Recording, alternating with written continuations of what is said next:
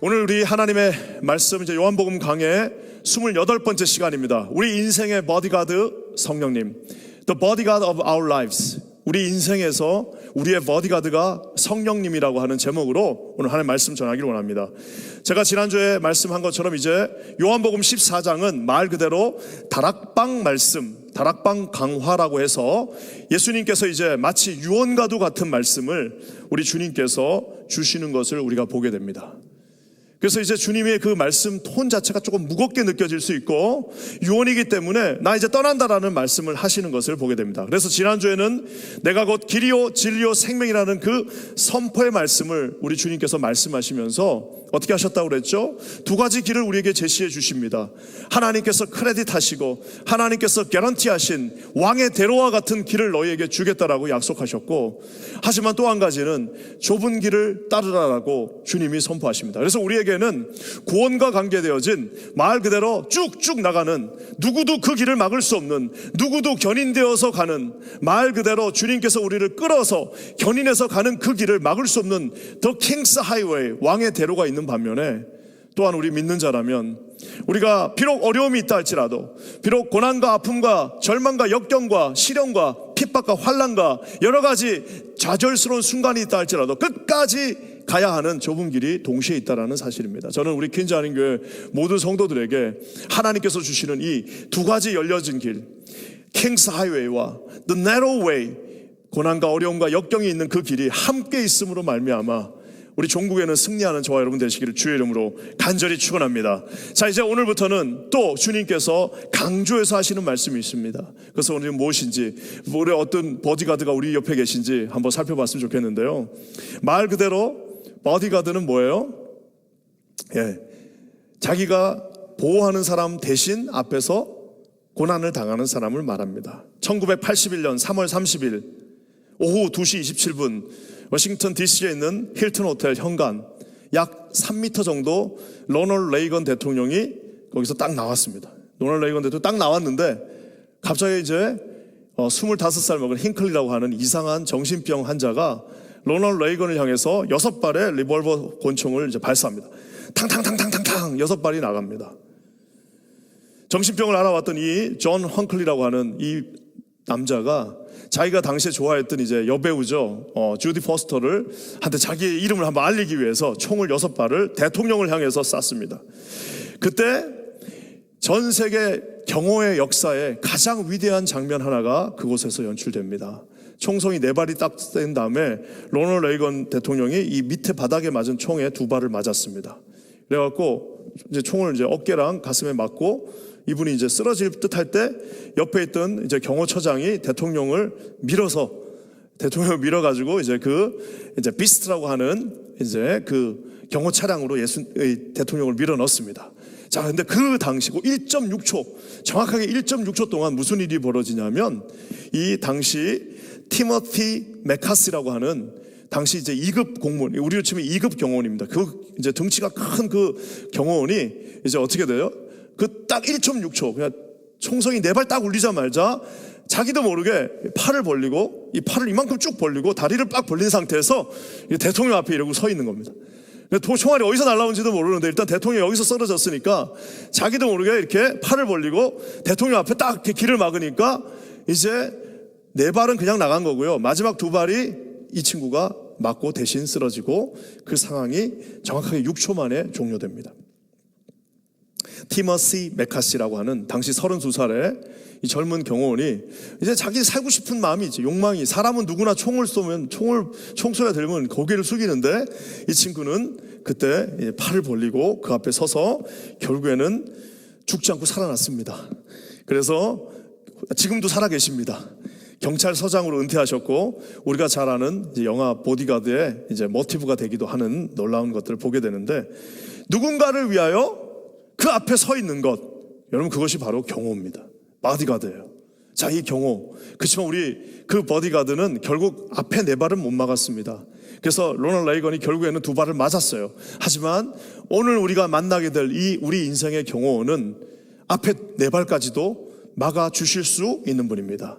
훗날 두 발도 막을 수 있는 분입니다. 총을 쏜다고 쓰러지시는 분이 아닙니다. 아무리 큰 역경이 있고 그 내로우 웨이에서 우리가 쓰러진다 할지라도 절대로 쓰러지시지 않는 분입니다. 그것은 바로 우리가 너무나도 잘 아는 성령님이십니다. The Holy Spirit. The Holy Spirit. 그분이 오늘 우리 앞에 큰 팔을 벌리시고 저와 여러분의 인생을 이렇게 앞에서 견인하고 있다는 사실을 오늘 주님께서 여기 계신 모든 우리 일부 예배 참석하신 우리 모든 선생님들과 모든 우리 사랑하는 성도들에게 오늘 주님께서 영안의 눈을 띄워주셔서 우리 앞에 큰 팔을 벌리고 계신 또 다른 하나님이신 성령님을 볼 수 있고 만질 수 있고 느끼실 수 있고 그의 음성을 들을 수 있는 저와 여러분 모두가 되시기를 주님의 이름으로 간절히 축원합니다. 사랑하는 성도 여러분, 오늘 우리 성령님을 지칭할 때 보혜사라는 말을 합니다. 아니 보혜사가 뭐지? 이 보혜사가 왜 생겼냐? 이게 이제 신천지가 또 쓰는 말이기도 하는데요. 보혜사가 왜 생겼냐 하면은 이 페라클레이토스라고 하는 이제 헬라어입니다.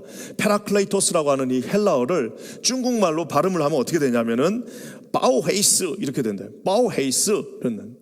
그러면 이 바오헤이스를 음역한다고 그러죠. 말 그대로 들리는 대로 그냥 중국말을 쓰면 바오헤이스, 바오헤이스, 바오헤사, 보혜사, 보혜사 이렇게 된 거예요. 우리가 이제 옛날에 우리 어르신들이 유럽을 뭐라고 불렀어요? 구라파라고 했습니다. 그 왜 그러냐면은 그냥 들리는 대로 유럽 하니까 중국 사람들이 들리는 대로 쓰니까 구라파 된 거고, 베를린을 백림이라고 그랬어요. 백림. 그냥 베를린 하니까 그거를 그냥 그대로 들리는 대로 쓰니까 백림 했어요. 샌프란시스코는 뭐예요? 상황. LA는 뭐예요? 나성. 라 이렇게 LA 돼 있으니까 라성 그렇게 된 겁니다. 그래서 재밌죠? 하여튼 이렇게 이것을 이제 일종의 음력이라고 그러는데 말 그대로 파라클레이토스 하다가 보니까 중국 분들은 그것을 보혜사 이렇게 한국말로 중국말로 쓴 겁니다. 말 그대로 보호할 보자에다가 은혜자랑 스승사자가 거기 들어간 게 아니에요. 그거를 신천지가 그렇게 말합니다. 그래서 보호할 보자에다가 은혜자랑 스승사자가 들어가서 그 보혜사가 누구냐 하면서 이제 말하는 게 그게 신천지입니다.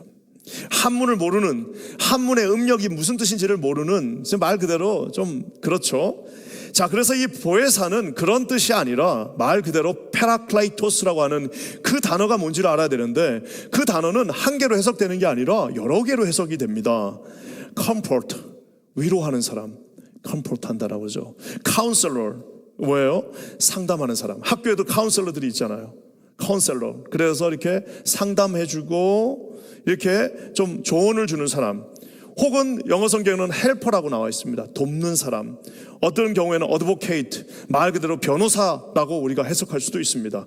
이 모든 것들이 어느 것 하나 그냥 도와주는 사람, 뭐 컴포트, 위로하는 사람, 어떤 면에서는 우리를 변호해 주는 사람, 거기다가 우리에게 조언을 해주는, 지혜를 주는 사람, 이 모든 것을 합쳐놓은 것이 성령님이라고 우리가 생각하면 됩니다.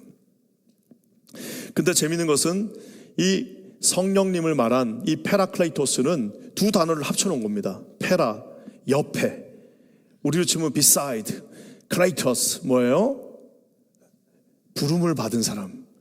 그러니까 말 그대로 성령님은 원어를 그대로 해석하면 우리 바로 옆에 부름을 받은 사람, 부름을 받은 자라고 우리가 해석을 해야 됩니다.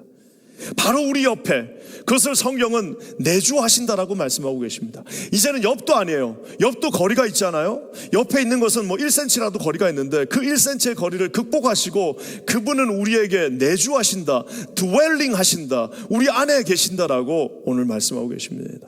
얼마나 든든합니까? 삼위일체 중에 한 분이신 성령께서 천지만증 만물을 창조하실 때 그 창조의 공간에 함께 하셨던 그 주님이, 우리 다윗이 물맷돌을 던질 때 그 날아가는 돌의 그 회전 방향을 만드셨던 그 주님, 그 성령께서 온갖 마른 뼈들이, 에스겔의 환상 속에 있었던 그 모든 마른 뼈들을 다 말라 비틀어져 버린, 그 아무것도 남지 않는 절망에 가득 찬 그 죽음의 골짜기에 있던 그 뼈들을 달리 다시금 그 생기야 들어가라, 생기야 들어가라 했을 때 그것을 살리셨던 그 성령께서 지금 우리 안에 이제는 내주하고 계시다라고 주님이 말씀하고 계십니다. 사랑하는 성도 여러분, 저는 오늘 이 말씀을 통하여서 가령 그러면 성령께서 우리 안에 내주하시고 바로 우리 옆에서 이렇게 드웰링하고 계시다면 도대체 하나님은 우리에게 어떤 버디가드가 되시죠? 도대체 그분은 우리에게 어떤 베네핏을 주시는지, 성령은 우리에게 어떤 특권들을 주시는지 2가지만, 6가지가 있는데 오늘 2가지만 살펴보도록 하겠습니다. 첫 번째는 뭐냐? 성령은 이 모든 세상을 위하여 아주 큰 일을 우리를 통해서 하십니다. 성령은 이 온 세상을 위하여 큰 일을 저와 여러분을 통하여 하시고요.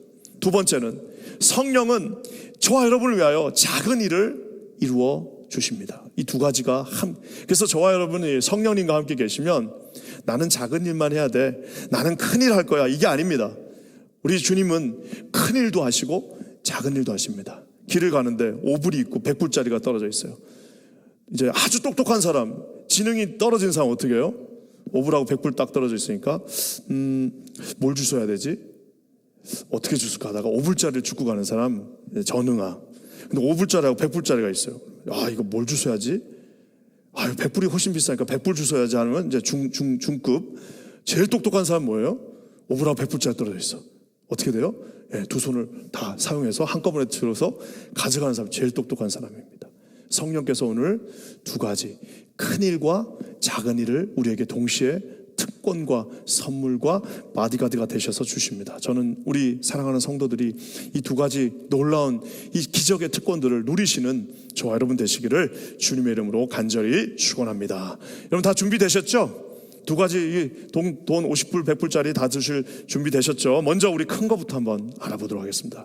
성령이 우리에게 임하시면, 드웰링 하시면 어떤 일이 일어나느냐? 먼저 성령의 이 특징을 알아야 되는데요, 성령님의 3가지 특징이 있습니다. 이걸 먼저 알아야지 큰 일을 우리가 알 수가 있는데, 성령님은요, 첫 번째는 확실합니다. 성경을 보면 정말 다른 구절들은 조금 약간 이렇게 좀 이렇게 흐릿흐릿하게 이렇게 얼루전 되어 있는 게 있는데, 이상하게 성령에 대한 그 부분만 나오면 우리 하나님께서 단호하게, 우리 베드로가 아주 단호하게, 바울이 아주 확실하게 말하는 것을 보게 됩니다. 누가복음 24장 49절에 우리 한번 다 같이 한번 읽어볼게요. 시작.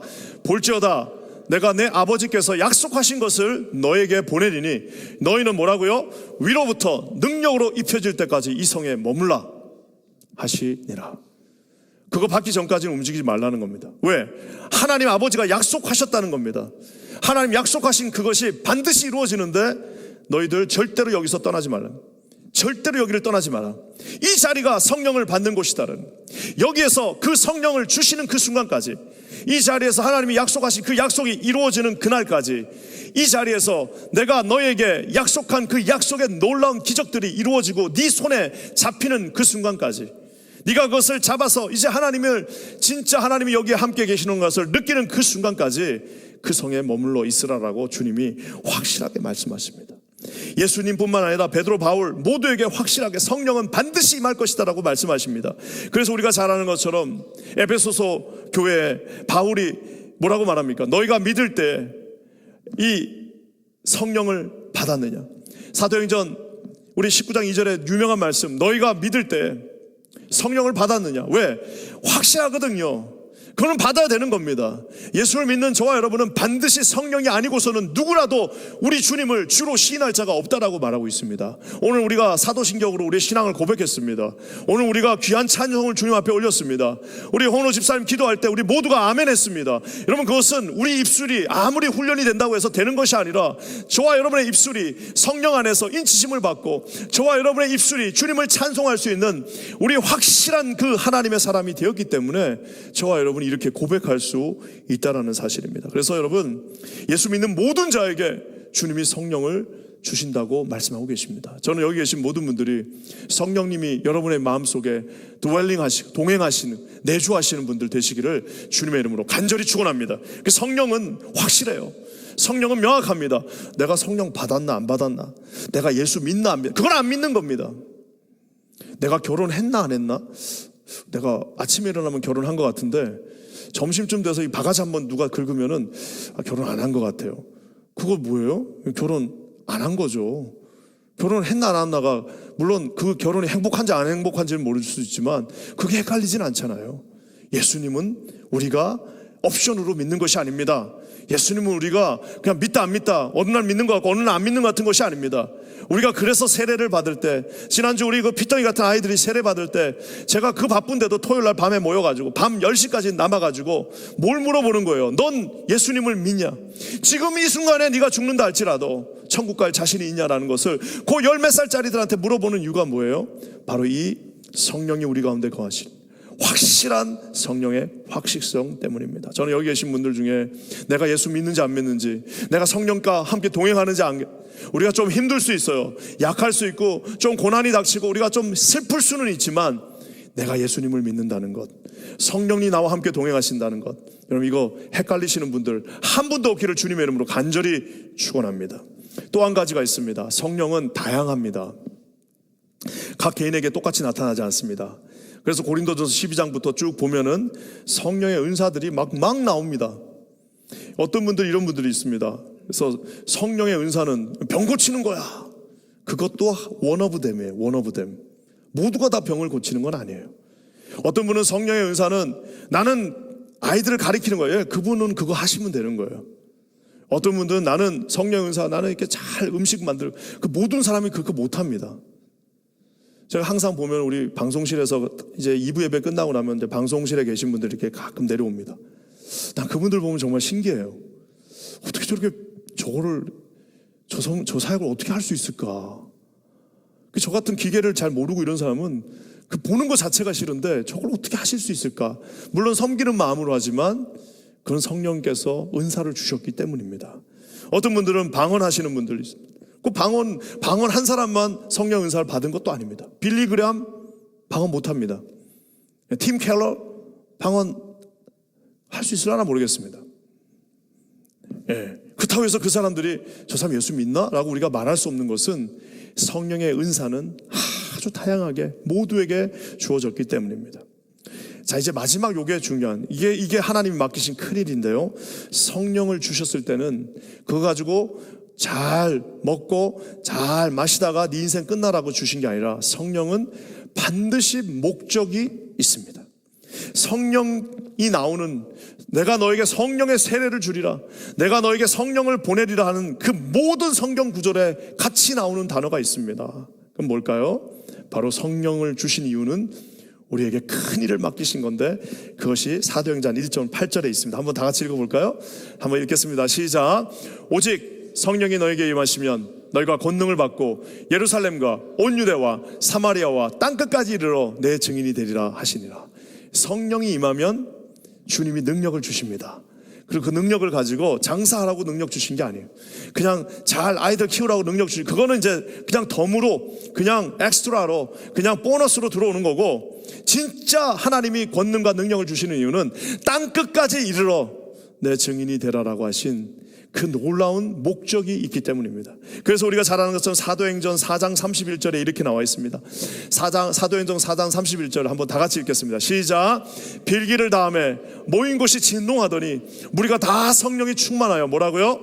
담대히 하나님의 말씀을 전하니라.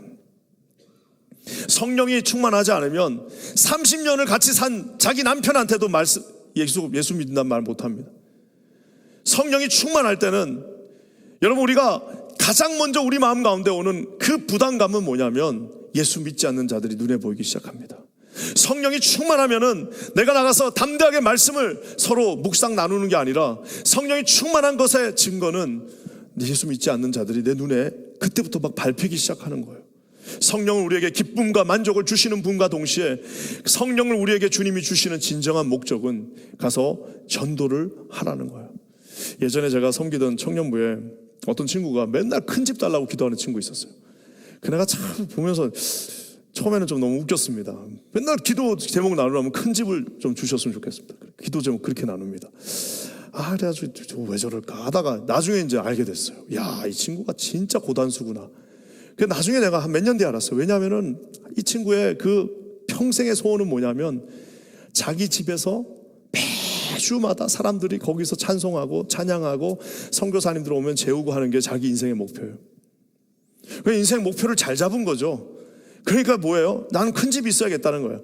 그러니까 같은 기도를 해도 주님, 나 부자가 돼야 됩니다. 나 아메리칸 드림을 이루기 위해서 큰 집이 나에겐 필요합니다. 내가 떵떵거리고 살고 내 자식들 그냥 뻥뻥거리면서 살게 하기 위해서 내 이 큰 집이 필요합니다라고 그렇게 기도한 것이 아니라, 이 친구는 아예 인생이 처음 시작되는 그 설계하는 순간부터 20살 간 넘은 그 순간부터 인생의 목적이 뭐예요? 하나님 말씀을 증거하고 우리 집에서 하나님 앞에 사람들이 모여서 찬송하고 내가 하나님 앞에서 그 사람들 전도하고 내가 그 사람들을 하나님의 품으로 인도하는데 우리 가정이 쓰임받게 해주십시오라고 기도하고 있다는 겁니다.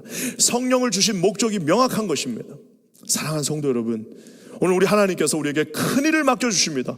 어느 정도 크냐 하면은 여러분 놀라지 마세요. 이 구절을 읽고 여러분 안 놀라시는 건 이거 이상한 겁니다. 12절부터 우리 한번 읽도록 하겠습니다. 다 같이 한번 우리 주님의 말씀을 읽도록 하겠습니다. 시작. 내가 진실로 진실로 너에게 이르노니 나를 믿는 자는 내가 하는 일을 그도 할 것이며 또한 그보다 더 큰 일도 하리니 이는 내가 아버지께로 감이라. 너희가 내 이름으로 무엇을 구하든지 내가 행하리니 이는 아버지로 하여금 아들로 말미암아 영광을 받으시게 하려 함이라. 내 이름으로 무엇이든지 나에게 구하면 내가 행하리라. 아멘. 이 말씀이요, 잘 요약을 하면 이겁니다. 내가 하는 일, 즉 예수님이 하는 그 일을 너도 한다는, 내가 하는 일을 너도 한다라고 말씀하셔요. 그러면서 심지어는 더 큰 일도 하게 될 것이다. 무엇이든지 구하면 내가 행하겠다. 이 모든 것들은 하나님이 영광 받으신다라고 오늘 말하는데, 많은 분들이 이거를 어떻게 해석하냐면은 앞뒤에 있는 문맥들 다 빼버리고, 야, 내가 예수 믿으면 지금부터 내가 오병이의 기적을 기도하면 하나님이 이제 예수님 5,000명 먹이셨으니까 나는 5만 명 먹게 해주신다, 이렇게 해석하는 정말 앞뒤를 다 빼시는 그런 많은 분들을 봅니다. 아까 제가 얘기한 것처럼 우리가 예수님을 믿을 때 주님은 우리에게 정말 수없이 많은 축복을 주시는데, 우리가 늘 구하는 오늘 먹을 양식을 주시고 하나님 우리가 입을 것들 주시고 하는 것은 그냥 다 딸려오는 부속품입니다. 오늘 주님이 뭐라고 말씀하시면 내 이름으로 무엇이든지 구하면 내가 행한다라고 말씀하고 계십니다. 여러분, 이것을 우리가 예수님의 죽은 자를 살리는 능력, 바닷가를 걸으신 그 기적의 능력, 말 그대로 우리 하나님께서 그 가나의 물을 포도주로 만든 그런 능력보다 내가 더 큰 일을 한다라고 해석을 하면 이 도저히 해석이 되지 않습니다. 여러분, 이것은 뭐예요? 아까 제가 말한 성령을 주신 목적, 바로 성령이 임하면, 권능을 받고 성령을 임하면 내가 했던 것보다 더 큰 일들 너희들이 하게 된다라고 주님이 말씀하십니다. 우리 예수 그리스도의 인생을 우리가 이렇게 쭉 말씀을 통해서 추적해 보면 의외로 단순합니다. 주님은 33년 사셨는데 그 중에 딱 3년은 진짜 짧은 시간입니다.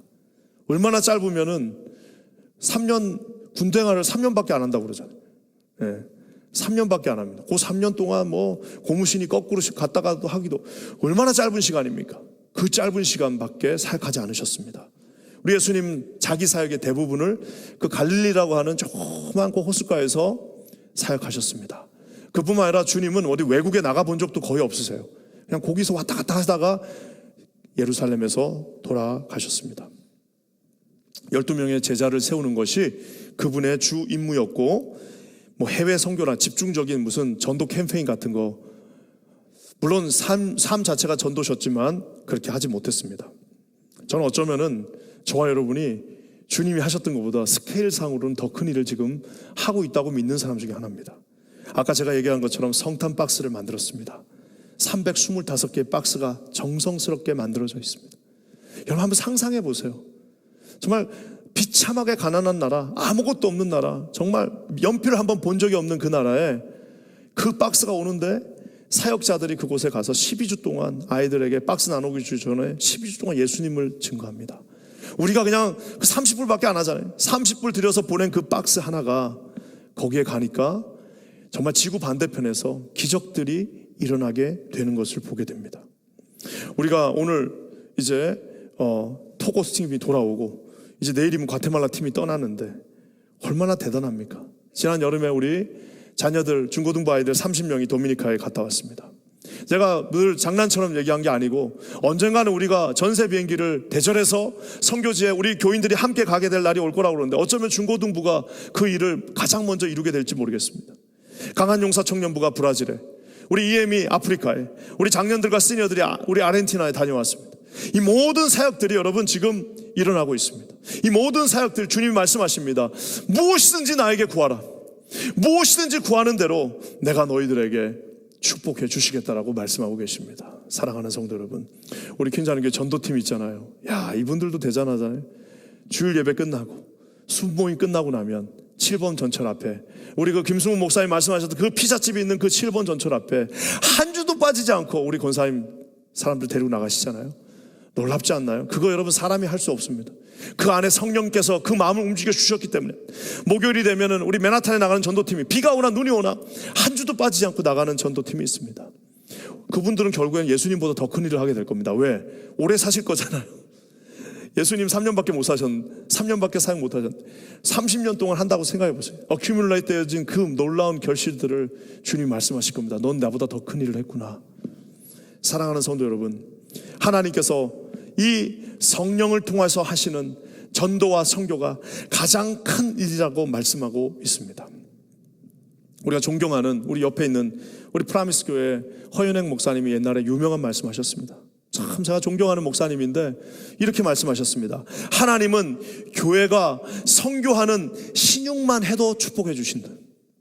하나님은 교회가 마음 먹고 선교하는 신용만, 선교하는 척만 해도, 선교하는 폰만 잡아도, 선교하는 그 마음만 가져도 축복해 주신다라고. 얼마나 좋아하시면 설사 그 가는 것까지는 시간이 걸린다 할지라도 내 마음을 드리는 것까지 시간이 추수감사절다 우리가 하나님 앞에 그런 모든 선교를 하나님 앞에 드리는 것 자체는 시간이 오래 걸린다 할지라도 설사 그 마음을 먹는 그 순간부터, 이 자녀들이 그 신용을 하는 그 순간부터, 아까 그 20살짜리 그 청년이 하나님 내 인생에서 큰 집을 주십시오, 큰 집을 주셔서 나는 여기서 떵떵거리고 사는 것이 아니라 나는 내 인생을 통하여 우리 가정이 하나님의 커다란 선교와 전도의 통로가 되길 원합니다. 통째로 사용하여 주십시오.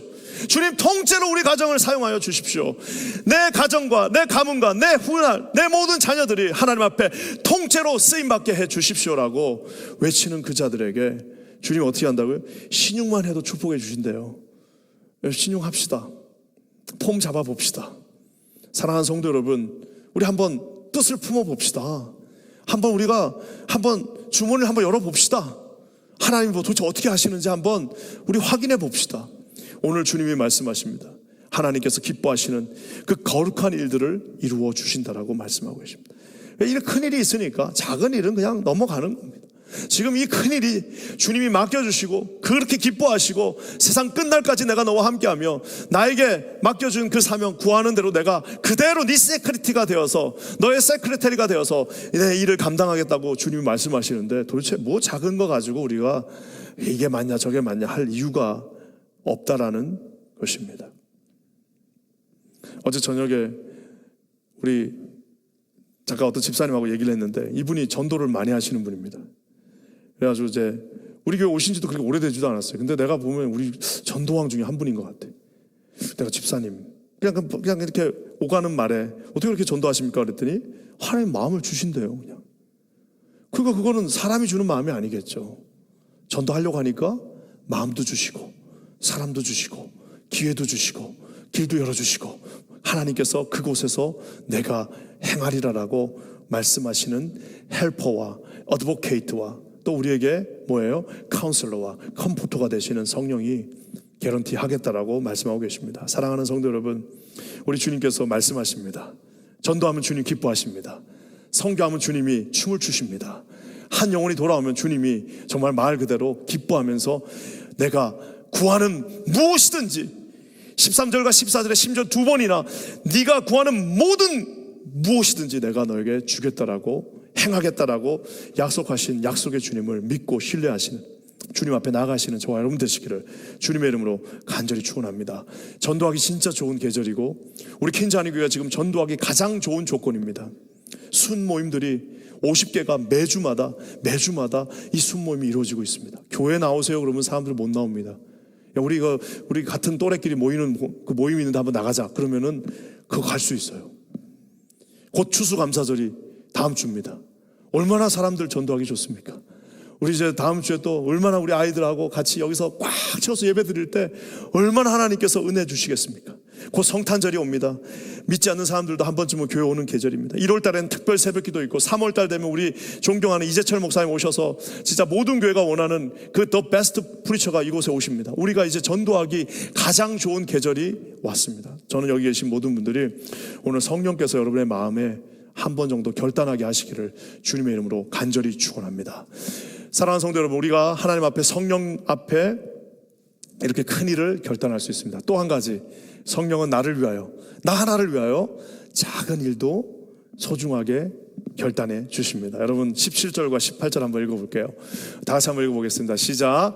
그는 진리의 영이라 세상은 능히 그를 받지 못하나니 이는 그를 보지도 못하고 알지도 못함이라. 그러나 너희는 그를 아나니 그는 너희와 함께 거하시며 또 너희 속에 계시겠음이라. 18절입니다. 내가 너희를 고아와 같이 버려두지 아니하고 너희에게로 오리라. 성령께서 말씀하십니다. 내가 너를 고아처럼, 주님이 지금 이제 떠나셔야 되잖아요. 이제 주님이 고난의 십자가를 지시고 이 땅을 떠나시는데 걱정하지 마라. Hey Philip, hey Philip, don't worry. 내가 떠나면 너희들을 절대로 고아처럼 버려두지 않는다. I will come back. I will come to you. 어떻게 해요?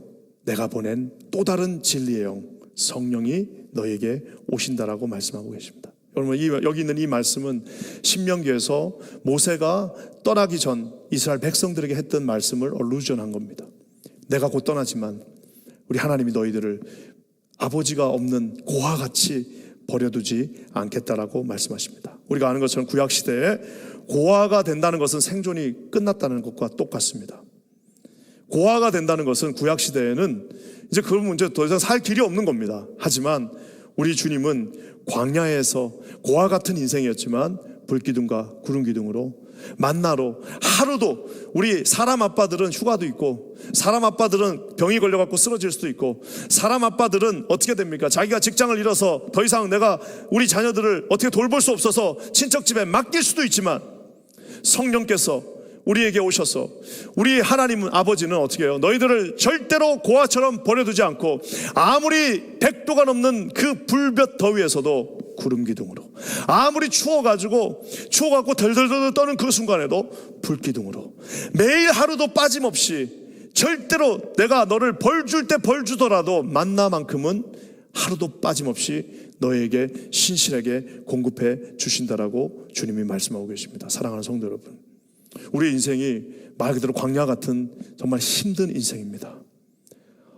담임 목사가 되고 나니까 왜 그렇게 힘든 분들을 이야기를 다 들어야 되는지, 부목사 때는 그거 다 안 들어도 됐는데 듣고도 잊어버렸는데 담임 목사가 되니까 이게 어플을 할 수가 없습니다. 잠을 자도 그 이야기를 듣고 나면 계속 어플을 좀 스위치를 누르고 자야 되는데 그 들은 이야기가 여기서 떠나지가 않습니다. 하지만 오늘 주님이 이 쉽지 않은 인생에서도 말씀하십니다. 사람들은 다 듣고 잊어버리고 우리 친아버지는 우리를 버릴 수도 있어요. 뭐 부모가 끝까지 자식을 지켜주나요? 뭐 마음은 그렇게 먹을 수 있겠죠. 뭐 어떻게 부모가 자식을 끝까지 지킵니까? 대학 가면 그걸로 끝이지. 가서 맨날 가서 그 옆에서 누구 만나나 저녁에는 뭐 하나 그거 맨날 감시하실 거예요. 그것도 하루 이틀이지. 나중에 그렇게 되면 이제 관계도 끊어집니다. 그렇게 할 수도 없어요. 이 험한 인생에서 우리가 어떻게 해야 될지 모를 때, 심지어 어떨 때는 인생 살다 보니까 기도도 안 될 때가 있어요. 야, 내가 그래도 기도는 했는데 너무 힘드니까, 너무 숨이 막히니까, 너무 이 상황이 정말 어려우니까 기도도 못 하시는 분들이 있습니다. 아까 제가 얘기한 것처럼 이렇게 막 걱정이 밀려오면 그 부목사 때는 그렇게 잠을 잘 잤는데 담임 목사가 되니까 잠이 잘 안 와요. 그럼 이제 새벽에 깹니다. 2시쯤 벌떡 깨요. 그러면은 그 새벽에 이제 이렇게 있으면은 저는 근데 그 시간이 어쩌면 제가 즐기고 있는지도 몰라요. 침대에서 이제 옆에 와이프가 자고 있으니까 조용히 엉덩이를 딱 듭니다. 엉덩이만 딱 들면은 기도 자세가 되는 거잖아요. 무릎까지는 졸려서 못 굽겠고 엉덩이를 딱 쳐들고 두 손을 모으면은 그냥 단 것도 없어요. 아버지 하나님, 아버지 이거 어떻게 하실 겁니까? 아버지 하면은 제가 그때 그 말씀이 이 말씀이 진짜 이 말씀이었구나 하는 것을 깨달았습니다. 로마서 8장 26절에서 27절입니다. 우리 한번 다 같이 읽어볼까요? 우리가 엉덩이 들고 있을 때 하는 기도입니다. 다 같이 한번 읽겠습니다. 시작. 이와 같이 성령도 우리의 연약함을 도우시나니 우리는 마땅히 기도할 바를 알지 못하나 오직 성령이 말할 수 없는 탄식으로 우리를 위하여 친히 간구하시느니라. 마음을 살피시는 이가 성령의 생각을 아시나니 이는 성령이 하나님의 뜻대로 뭐라고요? 성도를 위하여 간구하심이니라. 침대에서 기도가 안 나오면 엉덩이만 드세요. 엉덩이 들고 손만 모으세요. 그것도 힘들면 하다가 옆으로 그냥 누워버리세요. 엉덩이 그래도 들고 있는 겁니다. 손 모으고 있는 겁니다. 하나님 외치면은 말할 수 없는 탄식으로 우리 바로 옆도 아니고 우리의 마음속에 드웰링 하시는 그분이 진리의 영이신 성령께서 우리를 위하여 이 외로운 이민생활에 침대에만 있으면, 침대에 눕기만 하면 성령이 우리와 함께 하신다라고 약속하고 있습니다. 사랑하는 성도 여러분, 우리 주님은 세상을 위해 큰 일을 하시는 분입니다. 우리 주님은 부족하게 정말 아무것도 아닌 나를 위하여 그 침대에서 나와 같이 누워서 내 손을 잡고 말할 수 없는 탄식으로 네가 해야 될 기도를 내가 대신 하겠다라고 약속해 주시는 분이십니다. 인생의 보디가드, 우리 주님이 우리가 큰 일을 할 때는 우리 주님이 앞에 나가십니다. 따라와 하면서 자 이제부터 우리 나가서 선교하자. 나가서 우리 안 믿는 남편 우리 전도하자. 우리 옆에 있는 옆집 한번 우리 들고 나가서 한번 말해보자라고 하면서 손을 잡고 앞에서 우리를 끌고 가십니다. 우리가 고난에 쌓여 있을 때는 누워갖고 아무것도 못할 때는 우리 바로 옆에서 누우셔서 내 손을 잡고 탄식하며 우리를 위하여 기도해 주십니다. 사랑하는 모든 성도 여러분, 오늘 이 좋으신 보혜사, 우리의 헬퍼, 우리의 컴포터, 우리의 카운셀러, 우리의 어드보케이트, 우리의 모든 것, 우리의 주인, 우리의 아버지 되신 성령님에게 여러분의 손을 한번 맡기십시오. 맡기시면은 주님이 어떻게 하신다고요? 저기서 와서 손을 잡는 게 아니라 이 안에 계신 성령님이 그래 하면서 우리 마음을 안아주시리라 믿습니다. 여기 계신 모든 분들에게 오늘 주님이 주신 그 놀라운 은총이 함께 하시기를 우리 주님의 이름으로 간절히 축원합니다. 성령께서 오늘 일부 예배 참석하신 모든 사랑하는 성도들에게 그 마음을 주시고 오늘 우리 인생은 반드시 승리하게 될 것입니다. 여러분 이것을 믿고 신뢰하시고 아멘으로 화답하시는 저와 여러분 되시기를 주님의 이름으로 간절히 축원합니다. 함께 기도하겠습니다. 하나님 고맙습니다. 오늘 성령께서 우리 가운데 찾아와 주셔서 허무한 인생, 탄식하는 인생, 고와 같이 느껴지는 인생 속에서도 내가 너희와 영원히 함께하리라 말씀하신 주님을 의지하며 끝까지 승리하는 주의 종들 되게 하여 주시옵소서. 우리 킨자님교회 모든 성도들에게 말씀하사 오늘 오시리라 약속하신 그 성령께서 우리와 함께 내주하시며 영원히 동행하여 주시옵소서. 우리를 승리로 이끄실 주를 찬송하며 예수님의 이름으로 간절히 기도합니다. 아멘.